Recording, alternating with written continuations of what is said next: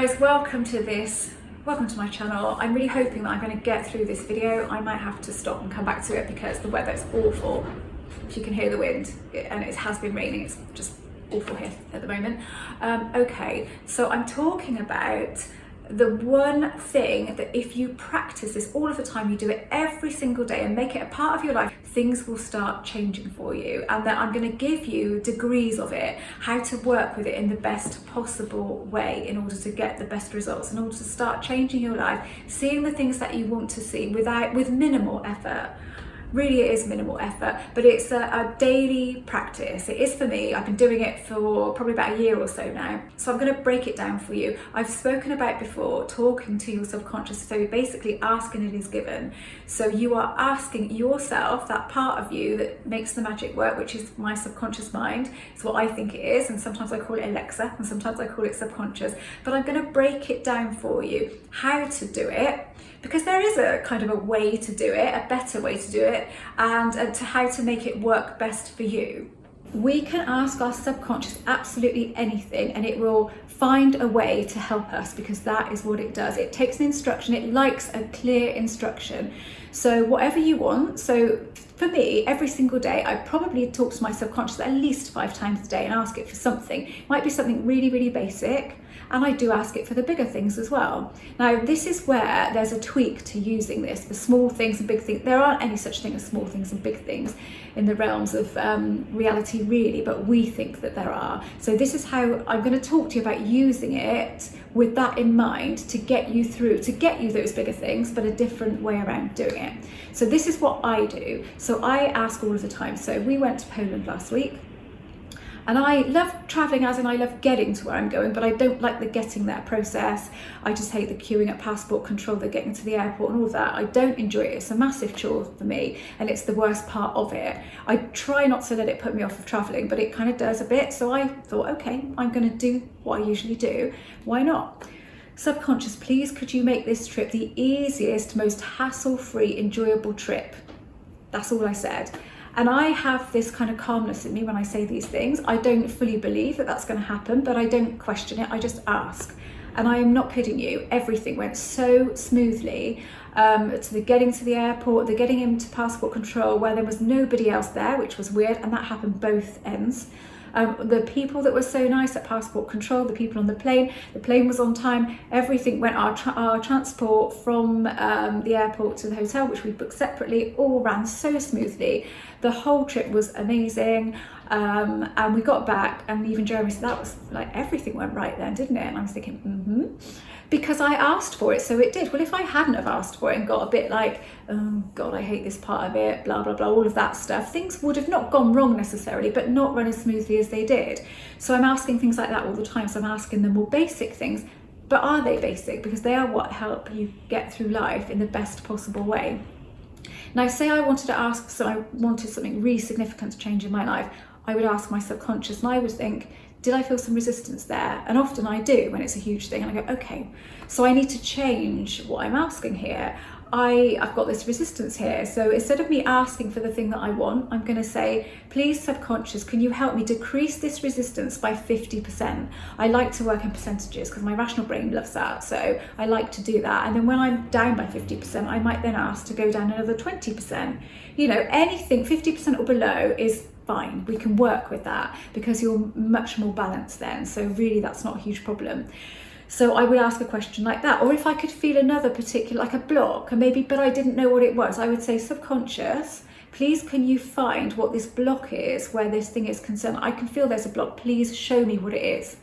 So then it will be shown to me. Not in that moment. Very rarely is it shown to me in the moment. It's usually a few days later when I'm doing something else. It randomly pops into my head, the solution to this problem. And I'm like, oh, is that all it was? Oh my God, how did I not know that it was that?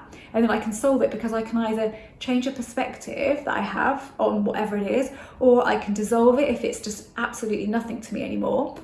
but I've been shown what it is. And it may well be an old subconscious program that's just running on autopilot that I haven't done anything about in the past. So it's still going until you do something about it, it's still running. So we use it like that. We break it down into its smaller parts. So if it's something you feel resistance with, you deal with the resistance before you ask again for that thing that you want. So I ask for things that I want. I ask for things for other people, for my friends and family, that I want to happen. I ask for things in business to happen, or can you please sort this out? I ask for anything. If there's something that comes up on my skin, I'm like, can you sort that out, you know? Or anything, if I'm not feeling very well, can you sort this out? Can you make sure that I feel better by the afternoon? Now that sounds like really I'm saying it, I kind of am saying it a lot, I guess, but it's just a part of life now. The thing is, what happens is when you do this, look at it like this, you'll probably get a 95% success rate. And the reason I say that is because you will ask for things where there is resistance, and you'll probably persist at asking for that until you go deeper and go, okay, I need to deal with the resistance first. But actually it is 100%, because at some point that other stuff happens based on you sorting out that resistance. But 95% success rate is awesome, isn't it? Imagine if 95% of those things that you want on a daily basis come to you and are sorted without any effort on your part whatsoever, apart from asking for it. Now, what are you doing when you ask for it? You are applying pinpoint accuracy, clarity, complete clarity on what it is that you want. Your subconscious understands that because it gets that and it loves clarity. It's reading that accurate intention that you're giving it, and it's dealing with it accordingly because it gets it. So you need to get real clarity on when you're going to ask for something, what actually do you want the outcome to be? Or you can, do you know, if you don't know what you want the outcome to be, you can just say, resolve this to my highest good.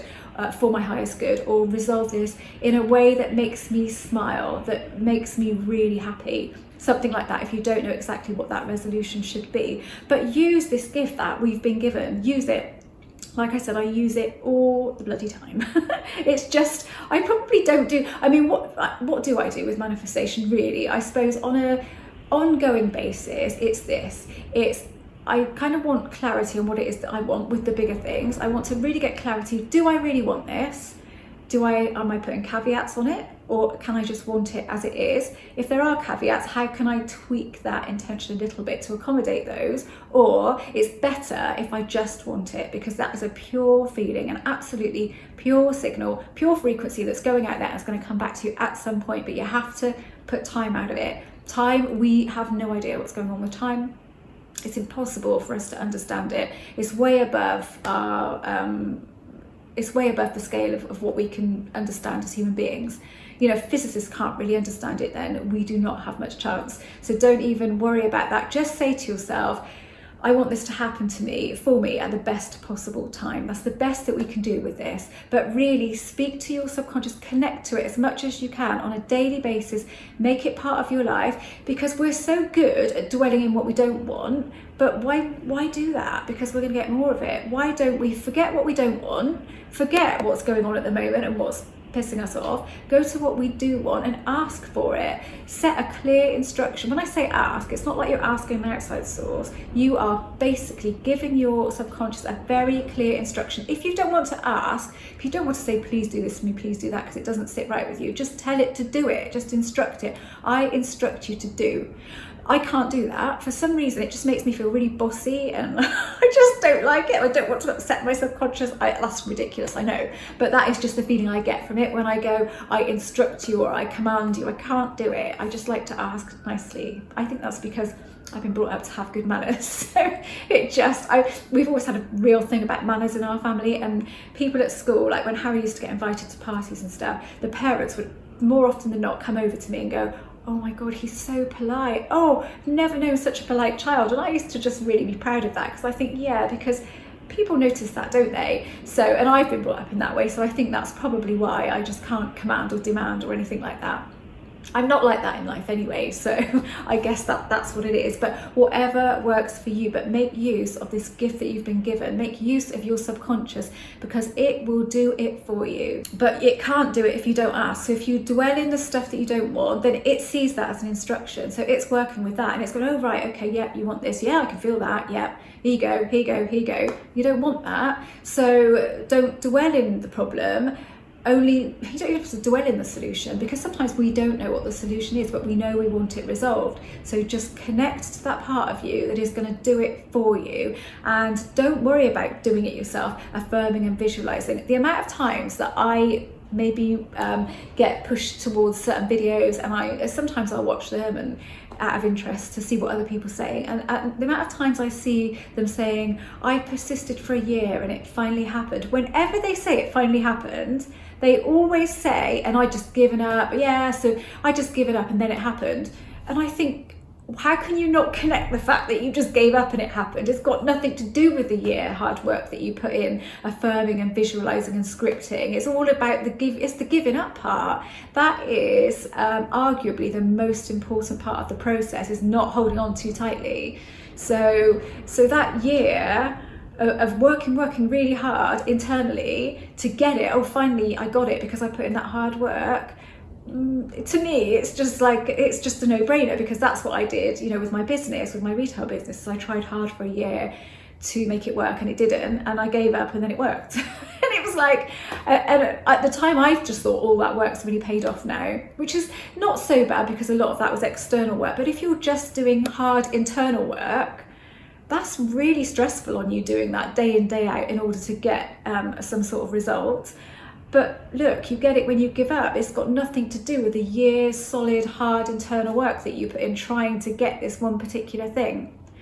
Internal work is great if it's all based around you, if it's all based on your self-concept, feeling better about yourself, feeling like you're worth it, you're worth the best. That's all awesome. That can never do you any harm. But I do think it's detrimental to us to be working hard internally for a particular thing, because we just get obsessed with it. And we're looking for the result. Of course we are, because we're putting in all this work, especially when it's people. I mean, I do think it's quite, there's so much I could say about that, but I am going to make a video actually about, it's the ultimate guide to manifesting a specific person, with every single part broken down as I see it, because it's my opinion, isn't it? But everything, I'm going to try and cover absolutely everything, so there's no much point in me talking about it here. It's just that when I start talking about that, I feel a bit passionately about not pushing people down that rabbit hole, so I kind of want to start talking about it, but no, I will stop myself. Do not worry, I'm not going there. So yeah, use your subconscious, use it, make it your best friend. It is my best friend, absolutely. And I'll tell you what it does do as well. It makes you feel like you're not alone. I mean, a lot of people feel that with religion, don't they? So they have God, so they don't feel alone, and I get that, I completely get that. But for me, that doesn't work, but this does. So it's another part of me. It's not, but seeing it as my best friend really does work well for me. Anyway, I'm going to stop now. I really hope this was useful. If you don't know anything about me, I'm a manifesting coach, mindset coach, and I am an author.